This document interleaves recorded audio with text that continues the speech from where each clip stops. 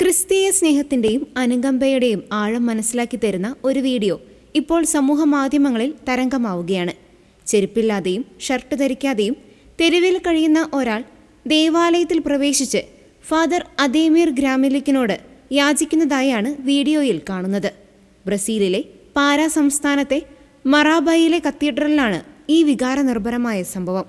വൈദികൻ പ്രാദേശിക വാർത്താ ഏജൻസിക്ക് അഭിമുഖം നടത്തുന്നതിനിടയിലായിരുന്നു യാചകൻ ദേവാലയത്തിലെത്തിയത്. വളരെ വികാരധീനനായി കരഞ്ഞുകൊണ്ട് ആ മനുഷ്യൻ വൈദികനെ സമീപിച്ച് ഒരു അനുഗ്രഹം ആവശ്യപ്പെടുന്നു. പ്രത്യേകിച്ച് തൻ്റെ കുടുംബത്തിനും അമ്മയ്ക്കും വേണ്ടി പ്രാർത്ഥിക്കണമെന്നും യാചകൻ വൈദികനോട് പറഞ്ഞു. ഇതെല്ലാം കേട്ട വൈദികൻ ഉടൻ തന്നെ അഭിമുഖം നിർത്തി അദ്ദേഹത്തിൻ്റെ അടുത്ത് വരികയും അദ്ദേഹം പറയുന്നത് ശാന്തമായി കേൾക്കുന്നതും വീഡിയോയിൽ കാണാം. തുടർന്ന് ഒരു വെള്ള ടീഷർട്ട് അദ്ദേഹത്തെ ധരിപ്പിക്കുകയും ഭക്ഷണം മേടിക്കുന്നതിനായി കുറച്ച് പൈസ നൽകുകയും ചെയ്തു. ഇതിനെല്ലാം പുറമെ ആ യാചകനെ വൈദികൻ ആലിംഗനം ചെയ്യുകയും ചെയ്തു. വൈദികന്റെ ഈ അനുകമ്പയും ക്രിസ്തീയ സാക്ഷ്യവും അവിടെയുണ്ടായിരുന്ന റിപ്പോർട്ടിംഗ് ടീമിനെ സ്പർശിക്കുകയും ചെയ്തു.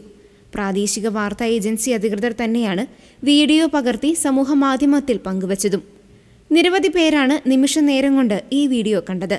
ഈ സംഭവം വിശ്വാസം പ്രവൃത്തിയിലൂടെ പ്രകടമാകുന്നതിൻ്റെ ശക്തമായ ഉദാഹരണമായി മാറിയിരിക്കുകയാണ്.